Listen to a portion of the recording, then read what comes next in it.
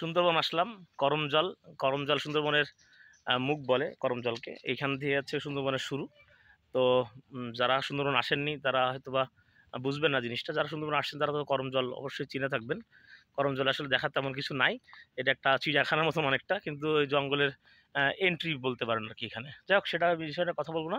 কথা হচ্ছে কি, সুন্দরবনে যখন আসছি তখন জঙ্গল রিলেটেড কয়েকটা মুভি সাজেস্ট করে যাই। একটা জঙ্গল ক্রুজ, যদি দেখতে চান দেখতে পারেন। ডোয়াইন জনসন অর্থাৎ রকের জঙ্গল ক্রুজ খুব মারাত্মক একটা অ্যাকশন ফিল্ম, জঙ্গলের ভিতরের থ্রিলার অ্যাডভেঞ্চার। আর এছাড়া আপনারা দেখতে পারেন জুমানজি সিরিজের যেকোনো ছবি। জুমানজির রকের আছে ২ টা, সম্ভবত রকের ২টা জুমানজি আছে। এর আগে পুরনো জুমানজিও আছে, সেগুলো দেখতে পারেন। সেগুলো সব জঙ্গল রিলেটেড। এছাড়া জুরাসিক পার্ক দেখতে পারেন। জুরাসিক পার্কের যে কটা মুভি আছে সবগুলোই জঙ্গল রিলেটেড, তবে সেগুলো একটু অ্যাডভেঞ্চার, পুরনো হিস্ট্রি দিয়ে, যেখানে ডাইনোসর আছে। ডাইনোসর আসলে বর্তমানে এখন পৃথিবীতে এক্সিস্ট করে না, তারপরে সেগুলো সায়েন্স ফিকশন টাইপ দিয়ে আর কি আপনার জঙ্গলের ভিতরেই মুভিটা করা।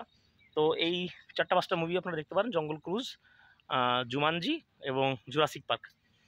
এই হচ্ছে গিয়ে আজকের ভিডিওটা। দেখা হবে পরবর্তী ভিডিওতে। ভালো থাকবেন সবাই। আর মুভি ডাউনলোড করতে কোনো সমস্যা হলে অবশ্যই আমার টেলিগ্রাম গ্রুপে জয়েন করবেন।